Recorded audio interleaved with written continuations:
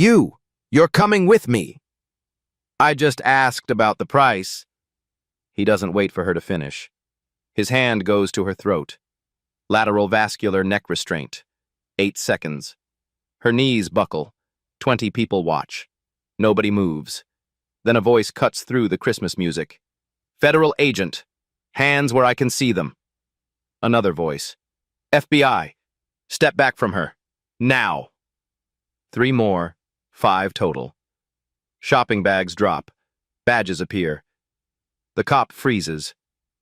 On your knees. Hands behind your head. He's surrounded. In the middle of a mall. In front of everyone. By people who were just standing there. The woman he choked gets to her feet, wipes her mouth, looks at him. Officer Turner, she says. Her voice is steady now. We've been watching you for 18 months. Seconds. That's all it took. From chokehold to cuffs to everything he thought was hidden. Exposed. Stay for what happens next. 18 months ago, FBI Special Agent Brenda Anderson walks into a briefing room in Kansas City. She's 36, 12 years with the Bureau, specializes in organized crime. Her record is clean, her cover identities are airtight. Special Agent Winters slides a file across the table. Riverside, Missouri, he says. Population, 42,000. 1 shopping mall, 3 churches, and a drug pipeline that moves $2 million a month through the Midwest. The file contains surveillance photos. Marcus Webb, age 44, no arrests, owns a car dealership, a pawn shop, and half the commercial real estate in Riverside. On paper, he's a businessman. In reality, he runs a network that distributes fentanyl from St. Louis to Des Moines. We've been watching Webb for 3 years, Winters continues. He's careful, uses locals, pays off the right people. We need someone inside. Brenda opens the file, sees the next photo. Officer Kyle Turner, Riverside PD. 8 years on the force, 12 complaints filed, 0 disciplinary actions. In 6 of the surveillance photos, Turner is standing next to Webb. Coffee shops, parking lots, the back office of Webb's dealership. Turner's dirty, Winters says. But he's not alone. We think there are 5, maybe 6 officers on Webb's payroll. We need to confirm who. Get evidence. Build a RICO case that puts the whole network away. Brenda studies Turner's face. Sharp jaw, cold eyes. The kind of cop who learned early that the badge means he doesn't have to ask twice. What's my cover? She asks. Retail worker. Single mom. New to town. You're nobody. She nods. Closes the file. When do I start?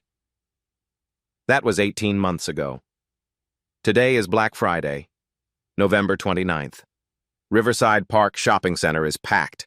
The air smells like cinnamon pretzels and artificial pine from the enormous Christmas tree in the center court. Speakers loop the same 12 bars of Jingle Bells. Parents drag exhausted children past toy store windows plastered with 70% off signs. The mall's decorations are excessive. Gold tinsel dripping from every railing, fake snow dusting every surface, a banner stretching across the main entrance. Peace on Earth. Brenda Anderson, now going by the same name, but with a fabricated rental history and a part-time job stocking shelves at a drugstore, blends into the crowd. Jeans, sneakers, a plain jacket. No badge, no weapon, nothing that would compromise 18 months of work. She's here because Marcus Webb is here. Surveillance picked him up entering the mall 40 minutes ago. He's meeting someone. Brenda doesn't know who yet. That's what she's here to find out. 5 other agents are positioned throughout the mall, dressed as shoppers, holding bags, scrolling phones. Invisible. Brenda stops at a toy store, not because she needs to, but because Webb just walked past, and she needs a reason to linger. She picks up a doll. Pink dress. It's marked $24.99 on the shelf. She walks to the register. The cashier scans it. The screen reads $34.99. Brenda pauses, looks at the screen, looks at the shelf. "Excuse me," she says. "The shelf said $24.99. The cashier, a teenager with tired eyes, barely looks up. "That's the price. Can you double-check?" The girl sighs. "The register's always right." Brenda keeps her voice calm, professional, the same tone she uses in interrogation rooms. "Can I speak to a manager?" The girl rolls her eyes, picks up a phone. 30 seconds later, a man in a cheap tie appears. The manager. He looks at Brenda, looks at the doll. His expression shifts, not to helpfulness, but to suspicion. "Is there a problem?" "The shelf price and the register don't match. I'd like you to check." He doesn't move, just stares at her. The kind of stare that says, "I know your type." "Ma'am, it's Black Friday. I don't have time for this. Either pay or leave." Brenda reaches for her wallet. She's not here to cause a scene. She's here to track Webb, but the manager is already signaling someone. Store security. And that's when Officer Kyle Turner walks in. Turner doesn't look at the register, doesn't look at the doll. He looks at Brenda. "Ma'am, you need to leave." His hand is already on his belt, not his radio, his cuffs. Brenda keeps her hands visible, palms open, non-threatening. Every move is deliberate. She's done this 100 times in training. Stay calm, de-escalate, don't blow cover. "Officer, there's just a price discrepancy." "I don't care about the price." His voice is flat, cold. "You're causing a disturbance." "I'm not. I just asked." "Ma'am, step back." She doesn't move. Not because she's resisting, because she hasn't been told where to step back to. It's a test. She knows it. He's looking for a reason. "Sir, I'd like to pay and leave.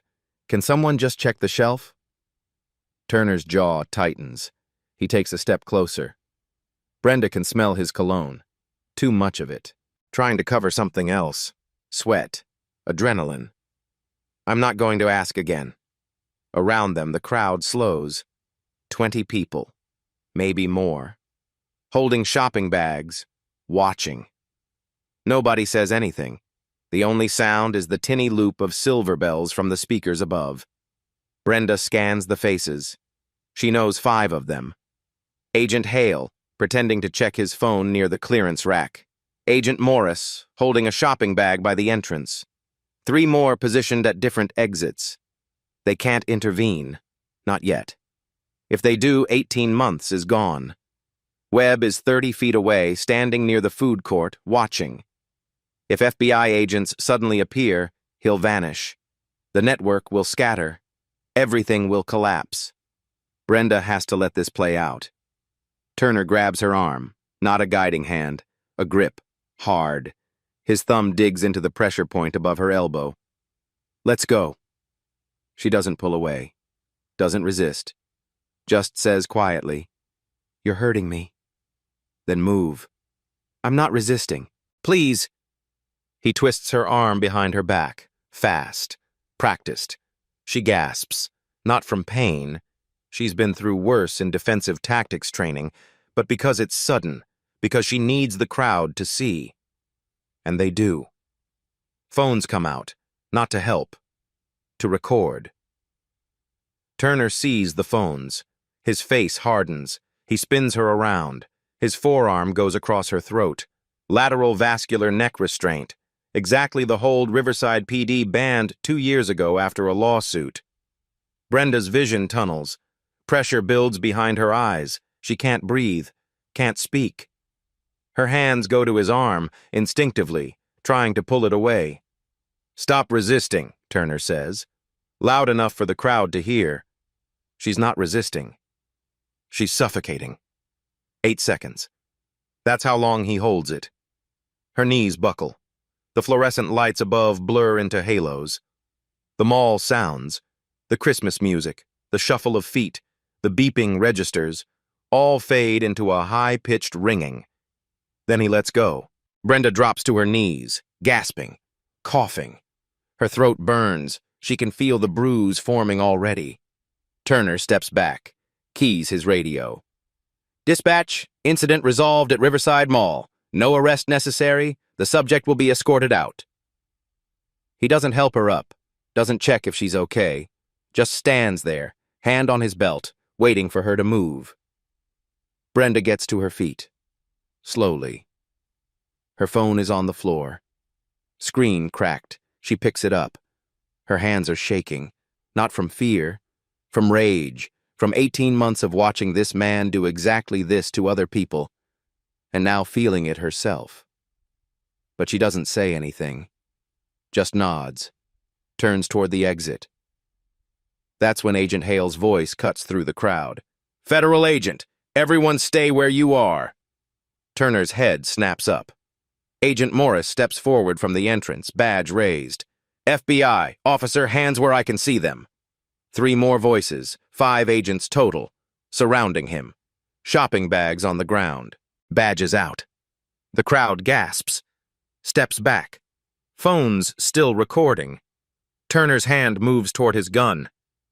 "Don't," Agent Hale says, calm, firm.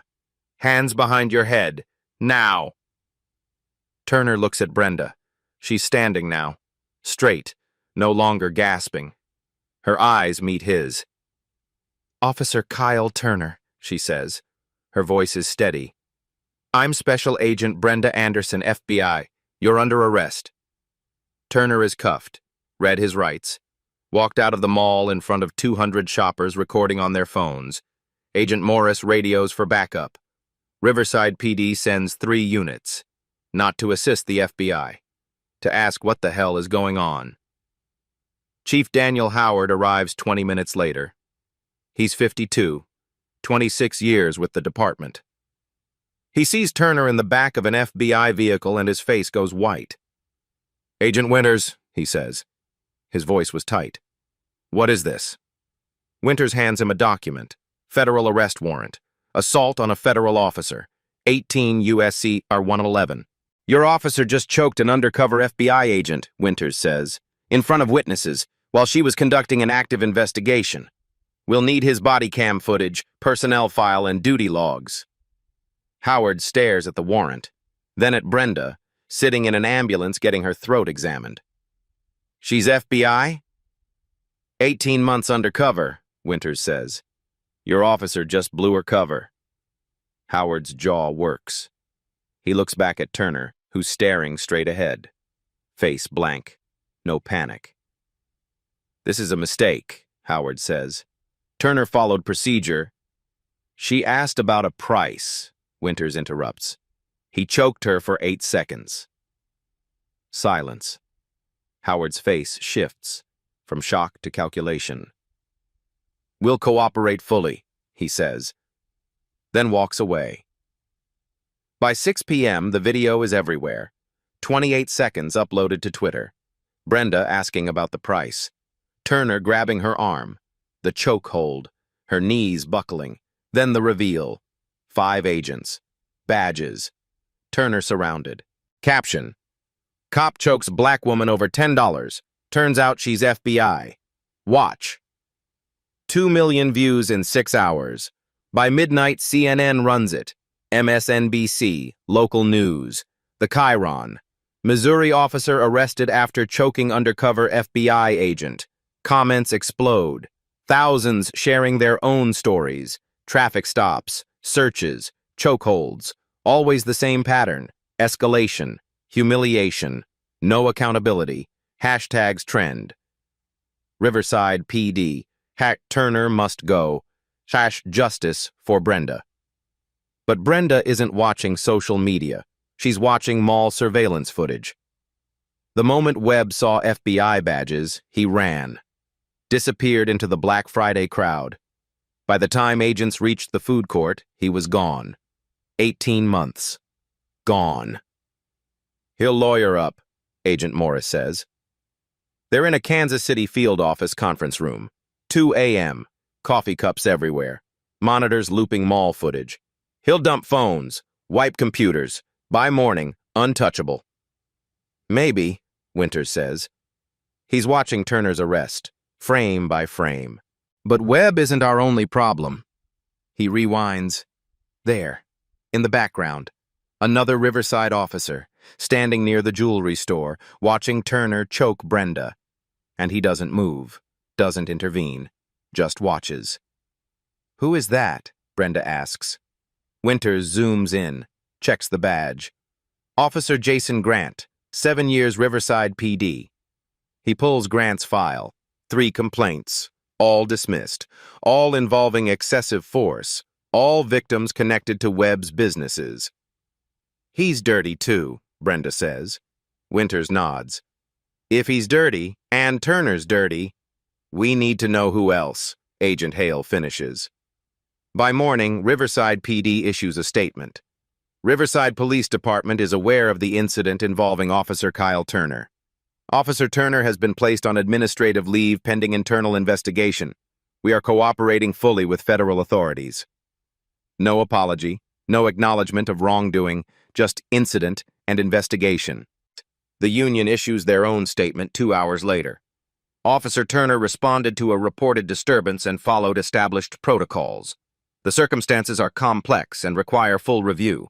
We stand by Officer Turner and trust a fair investigation will reveal the complete picture.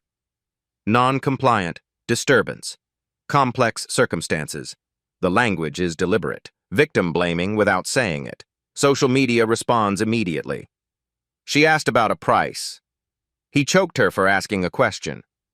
Non-compliant equals asking questions while black. She's FBI and he still did it. Imagine what he does to people who can't fight back. By noon, a protest forms outside Riverside PD headquarters. 50 people, then 100, then 300. Signs. Accountability now. Fire Turner. How many more? Local news covers it live. Reporters ask Chief Howard for comment. He declines, says investigation is ongoing, asks for patience. But patience is gone. Reverend William Hayes speaks through a megaphone. For years, we've been telling you Riverside PD has a problem. For years, we've been told we're exaggerating, making it about race. Well, they choked an FBI agent. On camera. And the union still calls her non-compliant. So tell me, what does it take? The crowd roars. Inside the station, Howard watches from his office window. His phone rings. The mayor, city council, press. Everyone wants answers. He has none. Because he's known about Turner for years. The complaints, the pattern. But Turner's union rep was good. Arbitration was slow. Easier to close cases than fight them. Now it's too late. His phone buzzes. Text from unknown number. We need to talk. M.W. Marcus Webb. Howard deletes it, but his hand shakes. Turner is released 6 hours later. Not because the charges are dropped, because his union lawyer files a motion. Excessive bail. Unlawful detention. The judge sets bail at $50,000. Turner's lawyer posts it immediately. By 9 a.m., Turner walks out of county jail. Free. Waiting for trial. The optics are devastating. He choked a federal agent on camera, and he's home by breakfast. Social media erupts again. Hashtag Turner Walks trends within the hour. The comments are furious. 6 hours, that's it. Choke an FBI agent, go home for breakfast. If you or I did that, we'd be in jail for years. But Brenda isn't watching the reactions. She's in a secure conference room at FBI headquarters in Kansas City. Winters sits across from her. On the table between them, Turner's body cam footage. Are you sure you want to watch this? Winters asks. She nods. He presses play. The footage starts at 3:42 p.m. Turner enters the mall. The camera records everything. Christmas music, the crowd, the toy store. Then the cashier called security. The manager signaling. Turner approaching. Brenda watches herself on the screen. Calm, hands visible, voice steady. Officer, there's just a price discrepancy. I don't care about the price. Then the grab, the twist, the chokehold. But here's what the bystanders didn't see, what the phones didn't catch. Before Turner approached, he was on his phone. The body cam audio picks it up. "Yeah, I see her," Turner says into the phone. His voice was low. "That woman asking questions at the toy store? I'll handle it." A voice responds, distorted through the phone speaker, but clear enough. "Make it quick. We can't afford attention." Turner ends the call, walks toward Brenda. 20 seconds later, his hand is on her throat. Winters pauses the footage. "That voice," he says. "We ran it through analysis. 92% match." He pulls up a comparison file. Audio from 18 months of surveillance. The voice matches. Marcus Webb. Brenda stares at the screen. Her throat still aches. But now the bruise means something more than assault. It means conspiracy. "Webb called him," she says. "Told him to handle me." "And Turner did," Winters says, "without asking questions, without checking ID. He just did it." This isn't random violence. This isn't a bad cop having a bad day. This is coordinated, deliberate. Webb saw Brenda asking questions in a mall where he was conducting business. He called his cop, and his cop silenced her. Except she's not just any woman. She's a federal agent, and Webb just ordered a hit on her. "This changes everything," Winters says. "We're not just talking about assault anymore. We're talking about a conspiracy to assault a federal officer. 18 U.S.C. K.R. 1114. That's up to 20 years. Brenda leans back. For 18 months, she's been invisible, watching, documenting, waiting for enough evidence to move. She was patient, careful, professional. And then Turner choked her, and in doing so, he handed her everything. "There's more," Winters says. He opens another file. "We pulled Turner's finances, bank records for the past 3 years. Every month on the same day, $8,000 are deposited into his account. Cash, no paper trail. But we traced the deposit locations, all ATMs within 2 miles of Webb's businesses." He slides a printout across the table. Highlighted rows, 86 deposits, $8,000 each, over $600,000 total. "Turner's been on Webb's payroll for 3 years, Winters says. Minimum. Brenda picks up the printout, stares at the numbers. This isn't just one dirty cop. This is systematic, long-term, organized. "How many others?" she asks. "We're running financials on the entire department," Winters says. "But based on surveillance, we think at least 5 others. Maybe 6. He pulls up photos. Officers caught on camera meeting with Webb, standing outside his businesses, riding in his cars. Officer Jason Grant, Officer Derek Simmons, Officer Luis Hernandez, Sergeant Paul White, Officer Amy Brooks. 6 cops, all with similar deposit patterns, all with complaints filed and dismissed, all with one thing in common. They protected Webb's interests. "These aren't bad apples," Brenda says. "This is a network." "Yes," Winters says, "and you just gave us the opening to take it down." The room is quiet, just the hum of the air conditioning, the distant sound of phones ringing in other offices. Brenda touches her throat, feels the bruise. 18 months undercover, and she never got hurt. Then one cop, one moment of racism, one chokehold, and now the whole system is exposed. "When do we move?" she asks. "Soon," Winters says. "But first, we need Webb to make a mistake." The phone call happens at 4:17 p.m., 35 minutes after Turner is arrested. Marcus Webb, standing in the parking lot of his car dealership, dials a number. He doesn't know the FBI has had a wiretap on his phone for 14 months. Court order, sealed. He thinks he's safe. He's wrong. The call connects. Webb's voice is tight, controlled, but there's panic underneath. We have a problem. The voice on the other end belongs to Vincent Shaw, Webb's lawyer, 62 years old, partner at Shaw and Associates, clean record, expensive suits. I'm aware, Shaw says. It's all over the news. Turner screwed up, Webb says. He choked a Fed. Do you understand what that means? It means Turner has a legal problem, not you. She was there because of me, Webb snaps. She was watching. They've been watching. For how long? Silence. Vincent, if they've been watching, they know. The shipments, the deposits, everything. Then we shut it down, Shaw says. Destroy records, wipe computers, move cash offshore.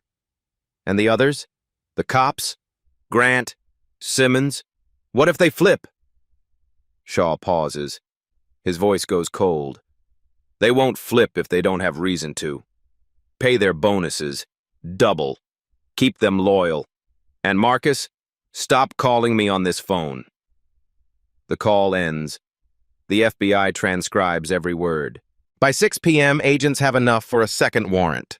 Not just Turner, Webb, Shaw, conspiracy, money laundering, bribery of public officials. But Winter hasn't moved yet. Webb is panicking. Panicked people make mistakes. Winter waits. Receipt 1. Financial records. FBI forensic accountants trace Webb's deposits. $8,000 every month to Turner's account. But Turner isn't alone. 5 other Riverside officers have similar patterns. Officer Jason Grant, $7,000 per month, 36 months. Total, $252,000. Officer Derek Simmons, $6,000 per month, 28 months. Total, $168,000. Officer Luis Hernandez, $7,500 per month, 40 months. Total, $300,000. Sergeant Paul White, $9,000 per month, 48 months. Total, $432,000. Officer Amy Brooks, $6,500 per month, 30 months. Total, $195,000. 6 officers, $1.8 million, 3 years. All cash deposits, all at ATMs near Webb's businesses, all on the 15th. Payday. Receipt 2. Surveillance logs. 18 months of documentation. Every meeting between Webb and Riverside PD officers, coffee shops, parking lots. Webb's dealership office, 43 meetings total. Turner met Webb 16 times. Grant, 12. Simmons, 8. Each meeting is 10 to 15 minutes. No paperwork, no official reason. Webb pays. The cops protect. Receipt 3. Complaint records. Winters pulls internal affairs files for all 6 officers. Turner, 12 complaints in 8 years. Excessive force, racial profiling, all closed. 0 discipline. Grant, 9 complaints, all closed. Simmons, 7, closed. Hernandez, 11, closed. White, 14, closed. Chen, 6, closed. 59 complaints. Not one suspension, not one termination. But here's the pattern. Every victim who filed a complaint was connected to Webb's business rivals, a competitor, a witness, someone in his territory. The complaints weren't random. They were enforcement. Webb's cops intimidating threats, protecting interests. Receipt 4. Body cam metadata. FBI tech pulls metadata from Riverside PD's body cam system. Every officer is required to activate cameras during public interactions. Department policy. But the data shows something else. Turner's body cam, deactivated 47 times in 18 months, each marked technical malfunction, each during incidents that resulted in complaints. Grant, 32 deactivations. Simmons, 28. Hernandez, 39. White, 41. Chen, 19. 206 malfunctions across 6 officers. FBI cross-references timestamps with surveillance. 12 deactivations occurred within 1 hour of Webb conducting business nearby. Not malfunctions. Deliberate. Receipt 5. Internal emails. Winters subpoenas. Riverside PD's email server. 18 months of correspondence. Buried in routine messages, a pattern emerges. Email from IA investigator to Chief Howard 14 months ago. Chief, complaint against Turner. Case number IA 2023-087. Witness credible. Medical evidence supports excessive force. Recommend formal hearing. Howard's response: the union will grieve. Recommend closure as insufficient evidence. Another email, 11 months ago. Chief Officer Grant complained. The video contradicts the officer's statement. Recommend suspension pending investigation. Howard's response: coordinate with the union. Ensure arbitration is favorable. Close quietly. 14 emails. 14 recommendations for discipline. 14 closures. Not because evidence was lacking, because the chief ordered it. Receipt 6. Witness statements. Natalie Brooks has been investigating Riverside PD for 2 years. She's interviewed dozens who filed complaints. Now 6 agree to go on record. Traffic stop 2021. Turner pulled him over. Searched without consent. Found nothing. Threw him against the hood. Complaint closed. Domestic call 2022. Grant arrested the victim instead of the abuser. Complaint closed. Shoplifting accusation 2023. Simmons detained the teenager for 40 minutes. No evidence. Complaint closed. Different stories. Same pattern. Escalation. Humiliation. No accountability. Every victim, Black or Latino. Every incident, in Webb's territory. Receipt 7. Webb's business records. FBI accountants subpoena Webb's businesses. Car dealership. Pawn shop. Real estate. On paper, legitimate. Revenue matches expenses. Taxes filed. But deeper analysis finds discrepancies. Dealership reports 80 cars sold monthly. Insurance records show 42 registered. Where are the other 38? The pawn shop reports 40,000 in gold purchases. Only 12,000 in receipts. Real estate owns 16 properties. 6 generate rental income. 10 listed under renovation for 3 years. The businesses are fronts, money laundering. Webb moves drug money through fake sales, inflated transactions, and phantom holdings. 3 years, $12 million laundered. Receipt. 8. Union contracts. FBI lawyers review Riverside PD's union contract. Section 12.4. Any discipline requires arbitration board approval. 2 union reps, 1 city rep, 1 neutral arbitrator. 2 union reps protect the officer. City rep votes discipline. The neutral arbitrator breaks the tie. But neutral arbitrators are pre-approved by the union. System rigged by design. 3 years. 47 cases to arbitration. 45 resulted in no discipline. 2 got written reprimands. No suspensions. No terminations. If you've ever wondered how corruption survives, this is how. Layer by layer.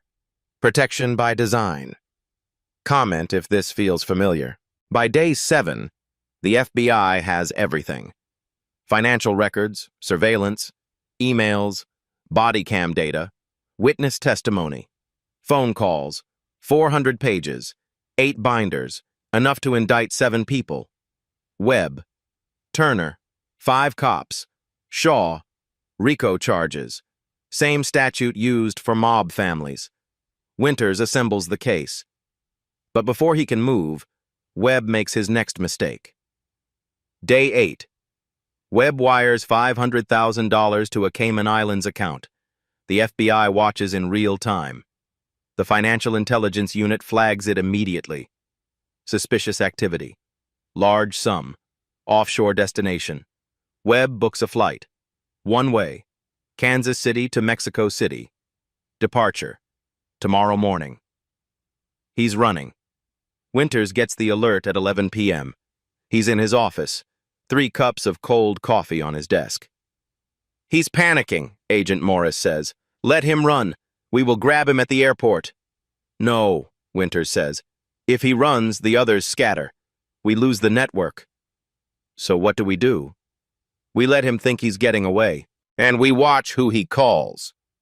Meanwhile, Riverside PD launches their counterattack, not against Webb, against Brenda. Chief Howard holds a press conference. Podium, Riverside PD seal, American flag behind him.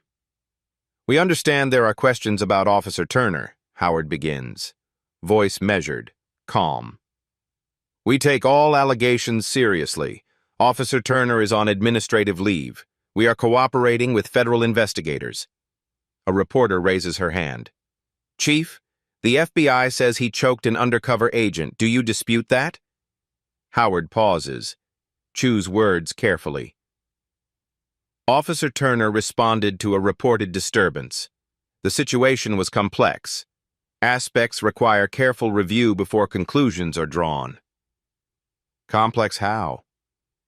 I'm not at liberty to discuss ongoing investigations. Another reporter. The video shows him choking her for 8 seconds. What's complex about that? Howard's jaw tightens. Officer Turner has served this community for 8 years.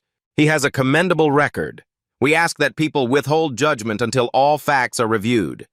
No apology, no acknowledgement of wrongdoing, just vague language and appeals to patience. 2 hours later, the real attack comes. An anonymous source leaks information to a local tabloid blog. The headline, FBI agent in mall chokehold has troubled past. The article claims Brenda was investigated 3 years ago for conduct unbecoming. No details, no evidence, just insinuation. It's a lie. But it spreads. Within hours, social media explodes. Shared, reshared, comments pile up.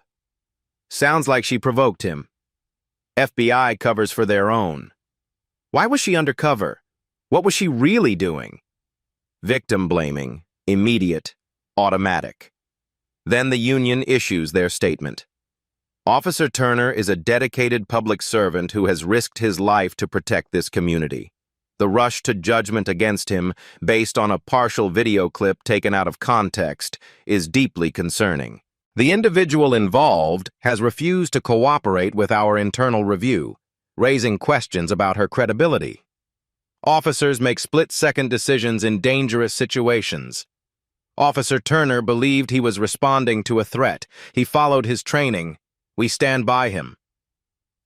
Every word is surgical. Partial video. Out of context. Refused to cooperate. None of it is true. But the truth doesn't matter in the first 48 hours. Narrative does. Natalie Brooks calls Brenda that night. They're trying to destroy you, she says. Brenda is in a hotel room. FBI protection outside. Throat still bruised. Let them, Brenda says. They're calling you a liar, saying you provoked him. I know. Doesn't that bother you? Brenda is quiet. Then, Natalie, I've been undercover for 18 months. I've watched Webb's network operate, intimidate witnesses, threaten families, ruin lives. This is what they do. They attack credibility, flood the zone with lies, make people doubt what they saw. So what do? We let them talk. Because while they're talking, they're not thinking. That's when they make mistakes. She's right. That night, Turner makes a call, from his home, to a burner phone. He doesn't know the FBI has a wire on his landline. The call connects. It's me, Turner says. We need to meet. Not a good idea. The voice belongs to Sergeant Paul White, one of the 6 dirty cops. I don't care, Turner says. They're going to indict me. I need to know you've got my back. We do, but stay quiet. Don't talk to anyone, not press, not feds, not even your lawyer unless we clear it first. What about Webb? What about him? Is he taking care of this? White hesitates. Webb's handling his own situation. You handle yours. What does that mean? It means we're all on our own now. The call ends. Turner sits in his living room, lights off. Through the window, news vans parked across the street. Cameras pointed at his house. waiting. He thinks about the money. 600,000 over 3 years. The people he intimidated. The complaints are buried. The lies told. Was it worth it? Across town, Brenda receives a text from Winters. Webb just booked a second ticket, Mexico City. Tomorrow 9 a.m., we're moving in. She types back, what about the others? Winters. Simultaneous raids. 6 locations. Dawn. Tomorrow, it ends.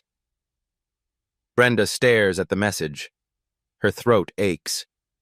Her career is under attack. Her name is being dragged through tabloids. But tomorrow, the network collapses. She closes her eyes.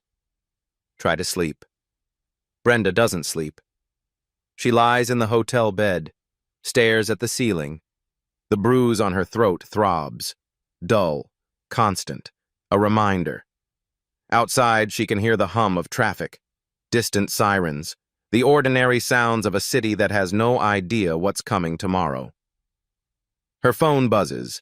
A text from her sister. Rachel.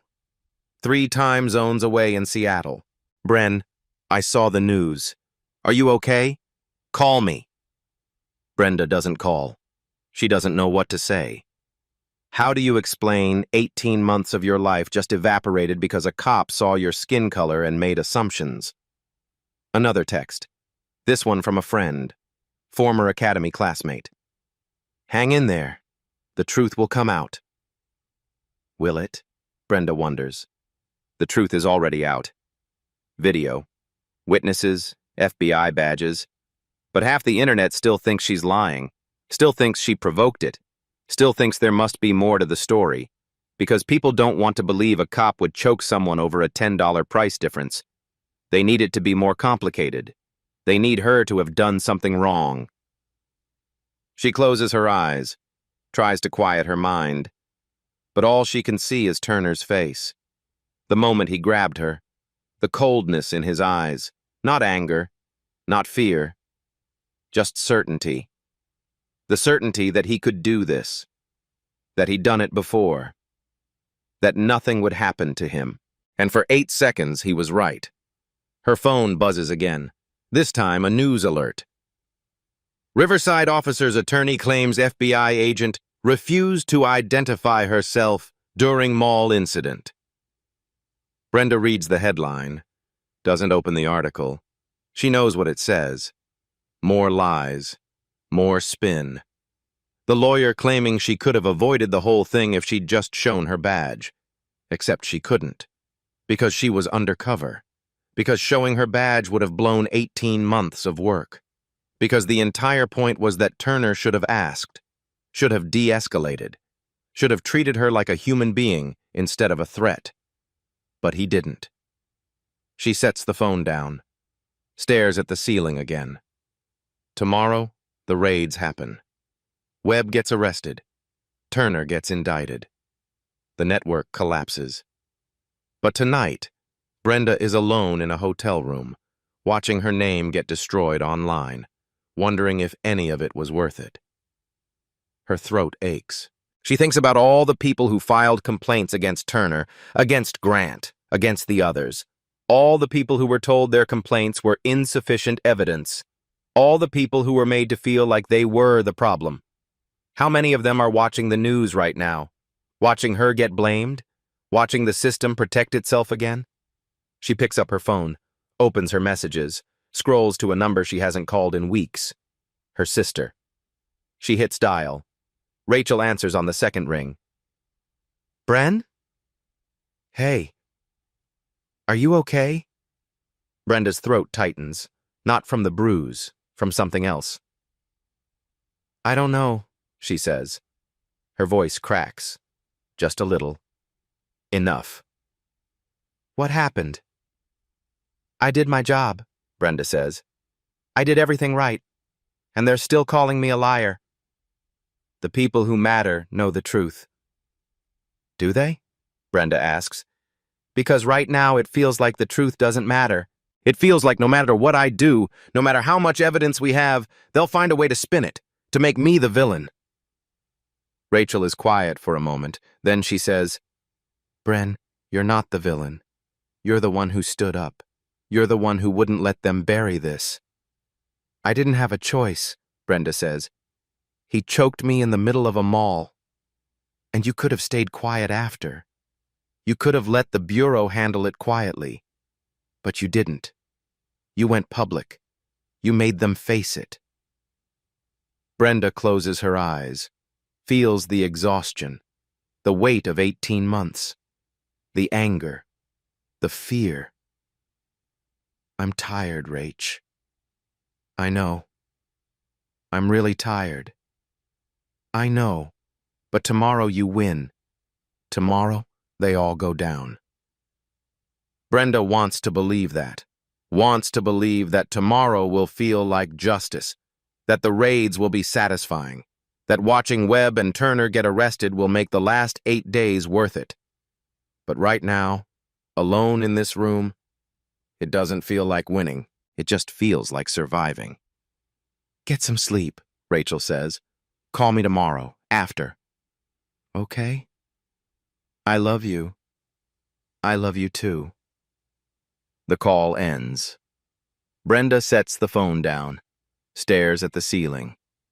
Tomorrow, it ends. Tonight, she just needs to make it through. The problem is, Detective Sarah Collins, Kansas City PD, 18 years on the force, clean record. Until tonight. At 2:47 a.m., Webb calls her. FBI Intercept picks it up. I need a favor, Webb says, voice desperate now. I can't help you anymore, Collins says. You need to disappear. I'm trying. They're watching the airport. I need another way out. Find one. I can't be involved.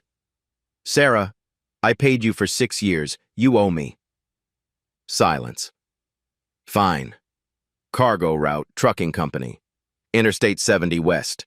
They don't check manifests. Be at the depot by 6 a.m. The call ends. Winters plays the recording for Brenda. FBI Command Center, 3:15 a.m. Agents moving fast. Collins gave him an exit, Winters says, but we'll be waiting. At 6 a.m., the raids begin. 4 teams, 6 locations, synchronized. Team 1 hits Webb's dealership. Battering ram. 50 agents. They find financial records. Computers. 300,000 cash in a back office safe. Team 2 hits Turner's house. He's asleep. Answer the door in boxers. Sees badges. Doesn't resist. Hands up. Silent. Team 3 hits Grant's apartment. He runs. Out the back. Through the alley. 2 blocks before agents tackle him. Face first into pavement. Cuffed. Team 4 waits at the depot. Webb arrives 5:58 a.m., carrying 1 duffel bag, baseball cap, sunglasses. He never makes it to the truck. Marcus Webb, FBI. You're under arrest. Webb drops the bag. Doesn't run. Just stand there. Face blank. Like he knew. By 8 a.m., all 6 dirty cops are in custody. Turner, Grant, Simmons, Hernandez, White, Brooks, all arrested at their homes. Vincent Shaw arrested at his office. Agents walk in during a client meeting. Read his rights in front of witnesses. He demands to call his attorney. Irony isn't lost. By noon, the news breaks. FBI arrests 7 in Riverside corruption probe. Press conference at 2 p.m. FBI director at the podium. Winters beside him. Behind them, photos. Webb, Turner, 6 cops, Shaw. Today, the FBI has dismantled a criminal network that operated for 3 years in Riverside, Missouri, the director begins. 7 individuals were arrested and charged under RICO. These charges include bribery, conspiracy, money laundering, drug distribution. He pauses, looks at cameras. This investigation began 18 months ago when Special Agent Brenda Anderson went undercover. Her work identified 6 Riverside officers on Webb's payroll, officers who used badges not to serve the community, but to protect criminals. Another pause. 8 days ago, Officer Kyle Turner choked Agent Anderson at a shopping mall. He did not know she was FBI. He choked her because he made assumptions based on her appearance, and in doing so, he exposed the network he was protecting. The room is silent.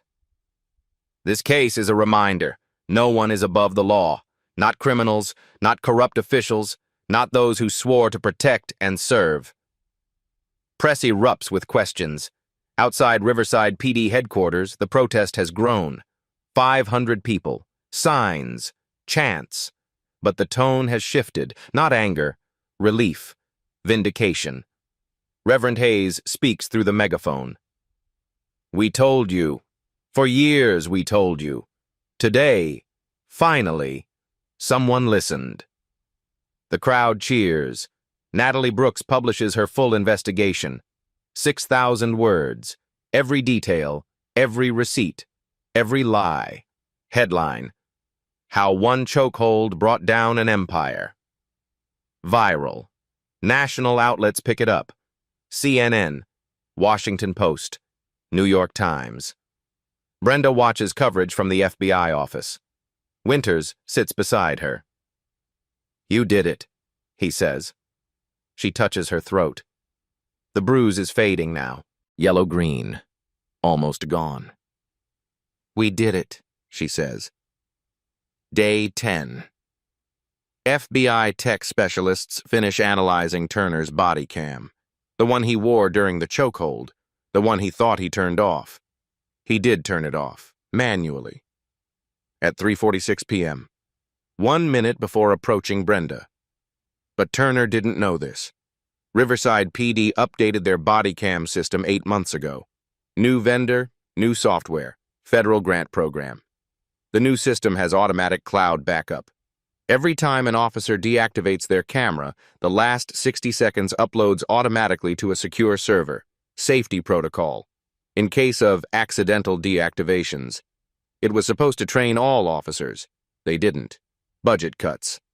The manual went out in an email. Most officers never read it. Turner never read it. So when he turned off his camera, he thought the footage was gone. It wasn't. Agent Morris discovers it on day 9. He's reviewing server logs, looking for body cam footage from other officers at the mall. He finds a file. Turner K 2084-11-129-1546, backup. MP4, 60 seconds, auto-uploaded. He opens it. The footage starts at 3:45 p.m. Turner walking through the mall, Christmas music playing. His radio crackles. Possible disturbance, toy store, main level, manager requesting assistance. Turner keys his radio. Copy, en route. But before he moves, his phone buzzes. He answers. Yeah. The voice is clear, unmistakable. Marcus Webb. You see that woman at the toy store? Black woman. Asking questions. Turner glances toward the store. The camera shows Brenda at the register. Calm. Hands visible. I see her, Turner says. She's been watching me, Webb says. Voice tight. Paranoid.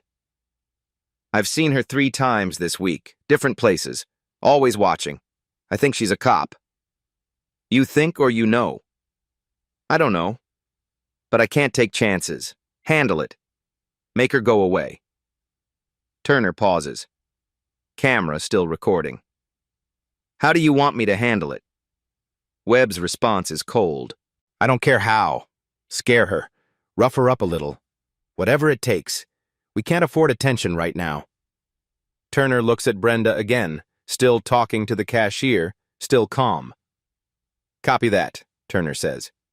He ends the call, reaches for his body cam, turns it off. But those 60 seconds? Already uploaded. Morris watches it 3 times, then calls Winters. You need to see this. By noon, the recording is transcribed, authenticated, time-stamped. By 2 p.m., federal prosecutors add new charges. Conspiracy to commit assault on a federal officer. 18 U.S.C. 1144. Obstruction of justice. 18 U.S.C. 1519, deprivation of rights under color of law, 18 U.S.C. 242. All three carry a maximum 20 years. Webb ordered the hit. Turner executed it, both on tape. Undeniable. Prosecutors play the recording at a press conference. The media hears Webb's voice, hears him order Turner to rough her up, hears Turner agree. Public reaction is immediate. He ordered a cop to assault her. This wasn't a mistake, this was a hit. Even knowing she might be a cop, he still did it. The union withdraws support that afternoon, quietly. One-line statement on their website. In light of new evidence, the Police Benevolent Association can no longer represent Officer Kyle Turner. You're on your own. Turner's lawyer argues the recording is inadmissible, unlawfully obtained. The judge denies the motion. Recording created by department policy. Auto-uploaded by system protocol. No warrant needed. Legal, authentic, devastating. Brenda watches the press conference from her apartment. She's home now. Protection reduced. Threat lowered. She listens to Webb's voice. Make her go away. Scare her. Rough her up. She touches her throat. Bruise almost gone, but she can still feel it. The pressure. The fear. That wasn't random. That was an order. Carried out. Winter calls that evening. We have everything. Webb, Turner, all 6 cops, Shaw, Collins, financial records, wires, witnesses, and now this, the body cam. It's over. Brenda closes her eyes. When's the trial? The grand jury meets next week. Indictments follow. Trial probably 6 months, but Brenda, they'll plead. No jury will acquit after hearing that recording. Good. You should be proud. I'm just tired. She hangs up, sits in silence. Tomorrow, indictments. The network collapses. Justice moves forward. Tonight, she just wants to sleep. Day 14. The grand jury meets. 23 citizens. Sealed courtroom. No media. Just prosecutors presenting evidence. They present for 4 hours. Financial records. 1.8 million in bribes. Surveillance photos. 43 meetings. Wire recordings. Webb ordering hits. Email chains. Howard burying complaints. Body cam footage. Turner receiving orders. Executing them. The jury deliberates for 90 minutes. At 3:47 p.m., they return. True bill. Indictment approved. 7 defendants. 32 counts. Marcus Webb. RICO conspiracy, money laundering, drug distribution, bribery, conspiracy to assault a federal officer. Maximum. Life. Kyle Turner. Assault on federal officer. Deprivation of rights under color of law. Conspiracy. Obstruction. Maximum. 60 years. Officers Grant, Simmons, Hernandez, White, Brooks. Bribery, conspiracy, obstruction. Maximum, 40 years each. Vincent Shaw. Conspiracy, money laundering. Maximum, 30 years. Detective Sarah Collins. Aiding and abetting, obstruction. Maximum, 20 years. Indictments unsealed immediately. Within an hour, FBI agents serve them at county jail. Read each charge aloud. Turner sits in an orange jumpsuit, hands cuffed, face blank. The agent reads, Count 1, assault on a federal officer. Count 2, deprivation of rights under color of law. Turner doesn't react, stares at the wall. When finished, Turner asks one question. How much time? 60 years if convicted. You're 39. You'd be 99. Turner closes his eyes. That evening, his lawyer calls the prosecutor. My client wants to talk. By morning, Turner is in a federal conference room. Lawyer beside him. Prosecutors across. Winters in the corner. Brenda watching via video feed. Turner looks smaller now, thinner, arrogance gone. "What do you want to know?" he asks. "Everything. Names, dates, amounts, every dirty cop, every payment, every order."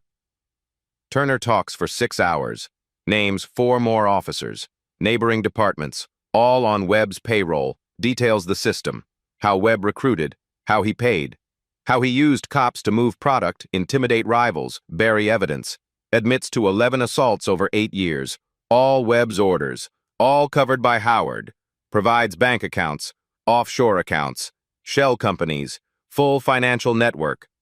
By the end, prosecutors can indict 14 people, not 7. 14. Prosecutor slides plea agreement across table. 20 years, federal prison, no parole. Testify against Webb and the others, serve 20. Refuse, go to trial, serve 60. Turner reads it, signs it. One question. That woman, the Fed, she was really undercover? 18 months. And I just walked up and choked her. Yes. Turner laughs. Not humor, disbelief. I really screwed up. Yes. You did. 3 days later, the FBI arrests 4 more officers, 2 Kansas City, 2 independents, all at their homes, all RICO charges, network gone, completely. Chief Howard resigns, no charges, but my career is over. Mayor announces federal consent decree. The DOJ oversees Riverside PD for 5 years. Mandatory reforms, external oversight. Protesters celebrate. Signs read, "Justice served." Reverend Hayes speaks one more time. This is accountability, not promises, not committees, arrests, indictments. This is what happens when people refuse to be silent. Natalie Brooks wins Journalism Award. How One Chokehold Brought Down an Empire, nominated for a Pulitzer. Brenda, back at work. New assignment, new city, new cover. The work never stops. 6 months later, Turner pleads guilty. 20 years. No parole. Sentenced in federal court. Taken to USP Leavenworth. He'll be 59 when he gets out. Webb goes to trial. The jury deliberates for 4 hours. Guilty on all counts. Life without parole. The other 5 cops plead guilty. Sentences range from 12 to 18 years. All federal time. All careers destroyed. Shaw gets 15 years. Collins gets 8. Chief Howard never faces charges. But he never works in law enforcement again. Riverside PD operates under federal oversight. New chief. New policies. Body cams are mandatory. No exceptions. External review board for complaints. Union contract renegotiated. It's not perfect, but it's different. Brenda receives the FBI Director's Award. Ceremony in Washington. Closed to press. Classified. Her name was never mentioned publicly, because she's already undercover again. Different city, different case, different cover, but she keeps one thing from Riverside. A photo, the toy store, the doll she tried to buy, the one that started everything. She never bought it. Evidence seized. Case file closed. But she remembers. She asked for a manager. He reached for her throat, and in those 8 seconds, he exposed everything he thought was hidden. Justice doesn't wait for permission. It waits for evidence. And when the evidence is undeniable, even the system has to listen. If this story made you think about accountability, about what happens when people refuse to stay silent, share it. Comment your thoughts. Subscribe if you believe actions have consequences. Brenda's fight is over, but thousands of others are just beginning. Every time we demand receipts, every time we refuse to accept "trust us," we shift the balance. Thanks for listening. See you in the next one. The story you heard today wasn't cleaned up. It was told exactly as it happened. At Black Voices Uncut, we believe that's the only way truth can live. If you felt something, hit like, comment, and your reaction, and subscribe. Every week, we bring you voices that refuse to be silenced.